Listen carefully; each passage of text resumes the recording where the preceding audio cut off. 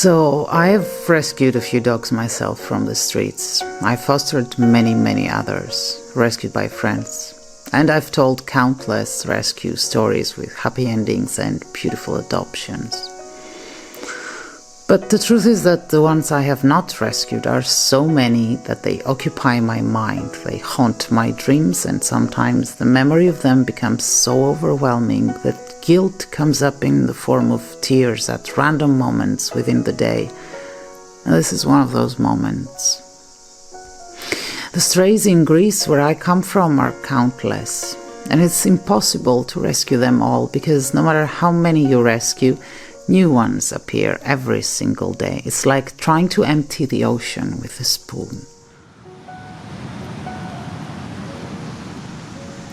But no matter how overwhelming those numbers are, among all the ones I came across and did not rescue, there are some particular ones that haunt me and will continue to haunt me until the day I cry myself to sleep for the last time, I guess.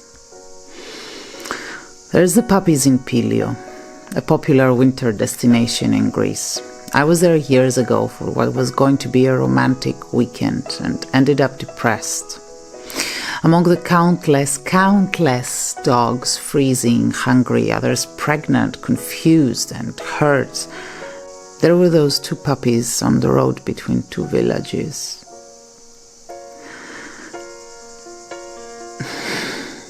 I don't want to talk about why I didn't pick them up right there and then. I just don't. Let's say I couldn't. 2 days later, I took the car and did an 11-hour drive to where they were and back, only to come back empty-handed. I have no idea what happened to them. I never saw them again. I came back to Athens, went straight to bed, and cried for days and days after.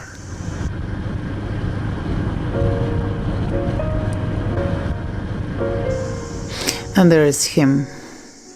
I was visiting some family in my hometown with aunts and uncles and my grandma in the car.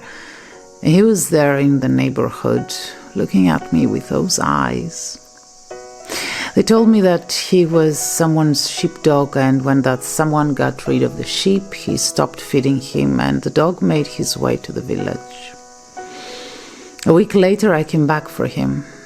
I drove for 4 hours to get to him. I named him on the road. His name would be Ivan, and he would be adopted by a wonderful family. I arrived and he was nowhere to be found. They told me that someone took him from a nearby village to herd sheep. I felt like someone had stolen my dog. I felt so guilty for being so late. I cried for 4 hours on the way back to Athens, and I still cry looking at this photo.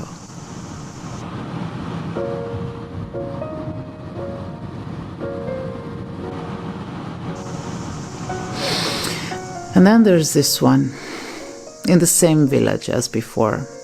He had just been abandoned, a young, sweet boy, very scared of humans.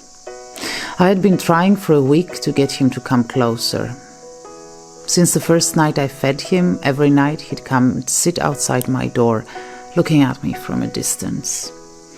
Every night I put the food closer and closer to my open gate, and eventually I got him to come in the yard and I closed the door behind him.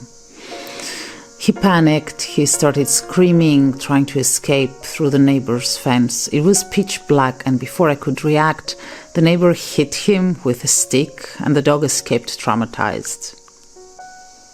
The next month I built a wall as high as I could to block all access the guy next door could have to any of my dogs. And every time I look at that wall, I think about this dog.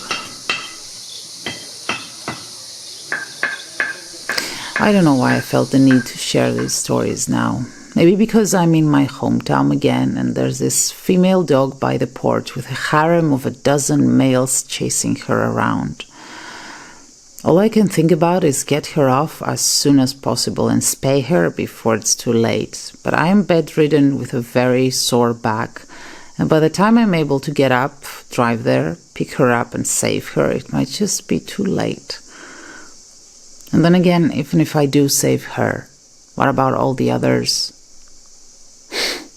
I'm sorry. I'm just having a bad week.